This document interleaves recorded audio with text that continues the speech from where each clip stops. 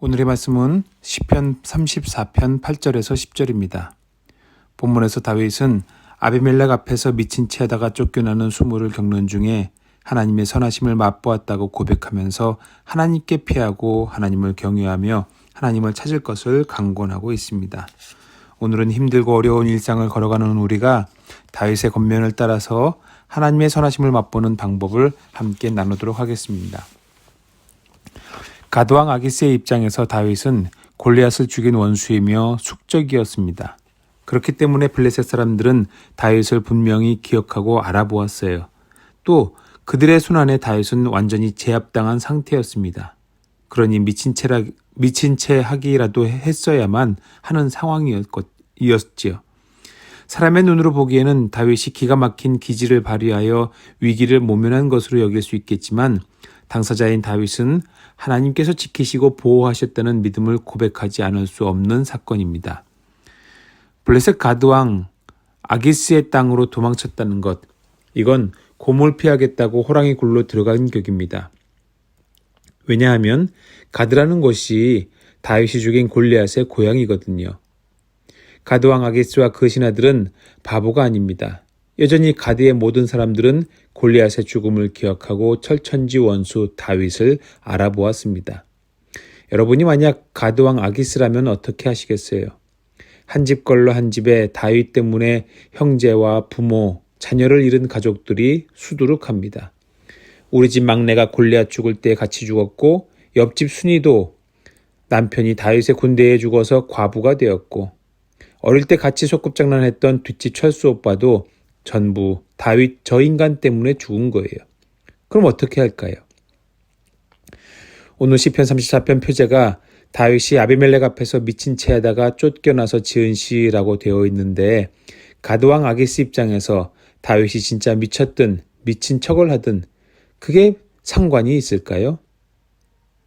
어떡할까요? 살려요? 죽여요?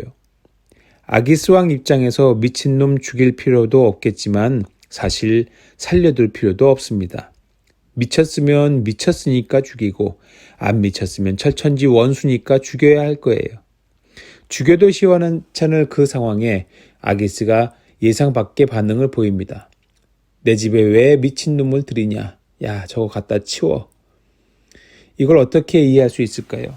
다윗이 지금 아주 영민한 꾀를 내어서 그 자리에 있는 모든 사람들을 감쪽같이 속인 것입니까? 아니요. 아니라는 걸 누구보다도 다윗이 잘 알고 있습니다. 그래서 다윗은 이를 하나님의 지키심과 보호하심이라고 고백하고 있는 거지요. 또 본문 7절과 20절은 이렇게 얘기합니다. 여호와의 천사가 주를 경외하는 자를 둘러 진치고 그들을 건지시는도다. 그의 모든 뼈를 보호하시며 그 중에서 하나도 꺾이지 아니하도다. 아, 하나님이 날 지키셨구나. 저와 여러분들도 다윗처럼 하나님의 지키시고 보호하시는 은혜가 있기를 간절히 축원합니다.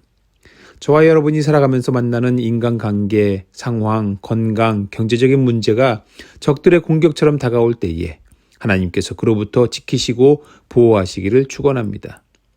다윗은 자기가 지나온 삶을 믿음의 눈으로 보면서 하나님의 지키시고 보호하시는 손길을 깨달았습니다. 도저히 인간의 상식으로는 이해할 수 없는 일들, 상식 밖의 일들이 일어납니다. 어찌 된 거지? 아, 하나님이 지키신 거구나. 내가 할 수 있는 게 아무것도 없어서 옴짝달짝 못하고 있을 그때에 하나님이 지키셨구나. 내가 지치고 넘어져 울고 있을 때에 다른 사람들을 통해서 하나님이 나를 지키셨구나. 믿지 않는 사람들은 이럴 때 운이 좋았다고, 귀인을 만났다고, 행운이라고 말하겠지요. 그럼 믿음의 사람들은요? 다른 사람들은 인간들의 호의로 해석할지라도 믿음의 사람들은 하나님의 은혜로 해석할 수밖에 없는 그 무언가가 있습니다. 한 번, 두 번이면 나도 사람들의 호의라고 생각하고 어쩌다가 우연한 일이라고 할 수 있겠지만 인생의 긴 여정을 놓고 볼 때는 이게 뭐지? 와, 어떻게 이런 일이 있었지? 왜 나한테 이런 일이 일어나는 거지? 이런 의문을 갖게 되고 그 의문에 대한 답을 궁리하고 찾으면 아, 그래, 하나님이시구나. 하나님이 날 지키신 거구나. 사람들의 호의나 우연이 아니라 하나님의 지키심이라는 정답을 도출하게 될 때에 우리는 하나님의 선하신 그 맛을 깨닫게 되는 것입니다. 사람들의 호의나 우연, 행운 따위로 이해하는 믿음의 수준으로는 죽었다 깨어나도 하나님의 선하심을 맛봤다고 할 수가 없을 거예요. 그러니 저와 여러분들 모두가 하나님이 지키심과 보호하심을 해석할 수 있는 믿음의 수준에 도달하기를 간절히 축원합니다.